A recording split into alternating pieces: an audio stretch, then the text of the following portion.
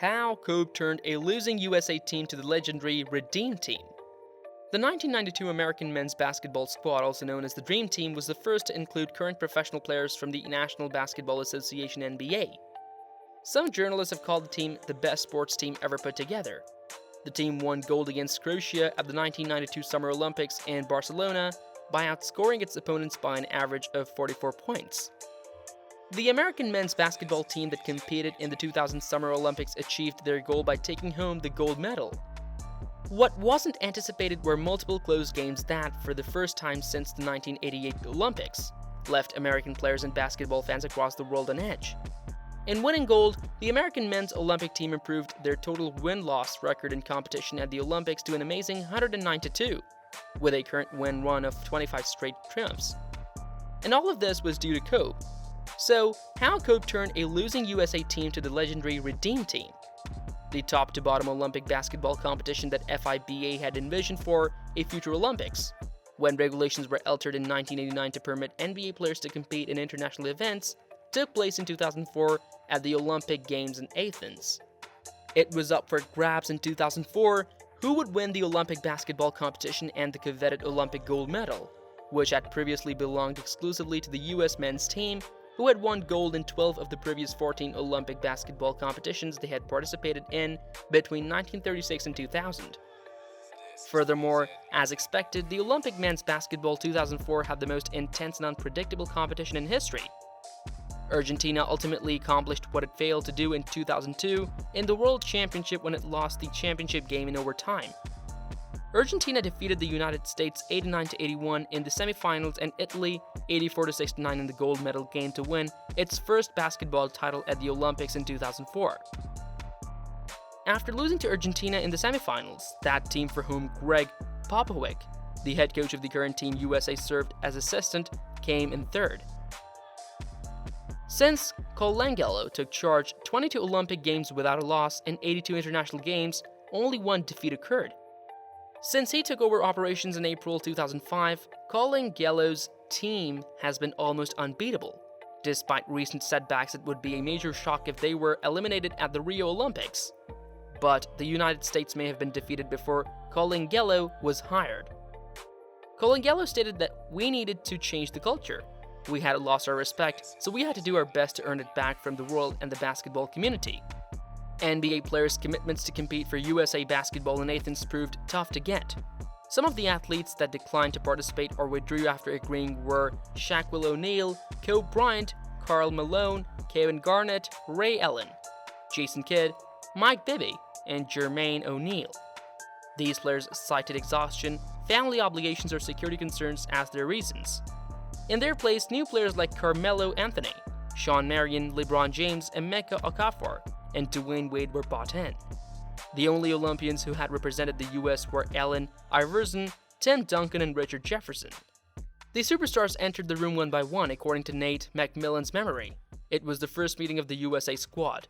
LeBron James, Dwayne Wade, Chris Bosh, and Carmelo Anthony took their seats among some of the basketball's brightest stars. As was typical for these discussions, many of them sat in the back. The front row was occupied by the assistant coaches. Kobe Bryant, a great player for the Los Angeles Lakers at the time who was 29 years old, was seated by himself in the second row, standing apart from the rest of his Olympic teammates as he listened to the preacher. Bryant was attentive. He acknowledges today that he also had other things on his mind. Although he was still in the prime of his career, having been signed soon after his legendary 81-point outburst against the Toronto Raptors, he was already laying the groundwork for his post-career existence. In his free time, he had been devoting himself to the artistic endeavors, developing the theoretical underpinnings for his animated short film Dear Basketball, which won the Academy Award for Best Animated Short Film, and his debut book, The Mamba Mentality: How I Play, which will be published in October. However, securing Bryant's support was crucial.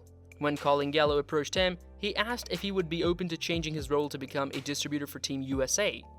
Bryant made his debut in the summer after missing Team USA's preseason camp in 2006 due to a knee injury.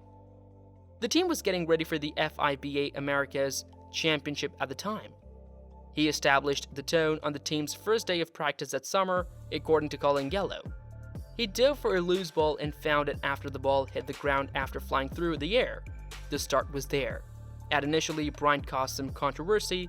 He was a bit of a loner, according to Colin Gallo, in some aspects. Nobody really had a positive impression of him. People treated him in a certain way and essentially put him in a box. Bryant and his colleagues' close proximity helped bridge the communication gap between them. Bryant explains, at that time, we were all in the same hotel, with basically the same schedules. When I did that, I got to know guys a little bit better. For practice, Bryant got up early. The rest of the team quickly adjusted to Bryant's schedule by getting up early alongside him. The first person to join was Wade. The squad grew closer during the time in the gym, and they began to be known as the Olympic Breakfast Club. Bryant claims that this is how he and the boys started getting up extremely early, coming in to join me in my exercises, staying late with me and shooting after, and it is also how he says he got to know the players much better. Bryant shifted his attention to film analysis with his peers in earshot.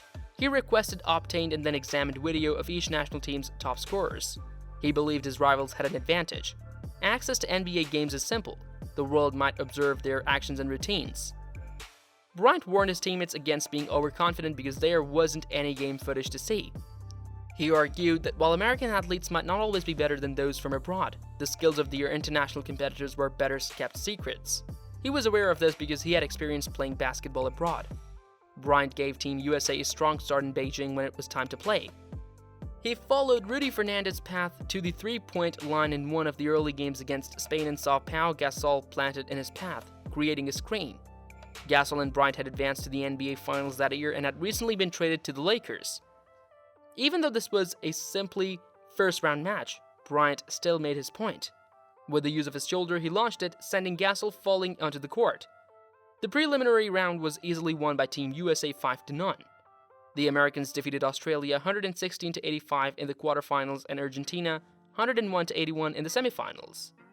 The Gasol brothers, Ricky Rubio, and other NBA stars were on Spain's team for the gold medal game, which the United States faced off against. Spain continually bothered the Americans, which caused Team USA's offensive to sputter. At the end of the game, Gasol helped Spain get within one basket of tying the score at 91. The drama was sufficient to make Colin Gallo tense. He went downstairs to a corner of the arena to watch the game.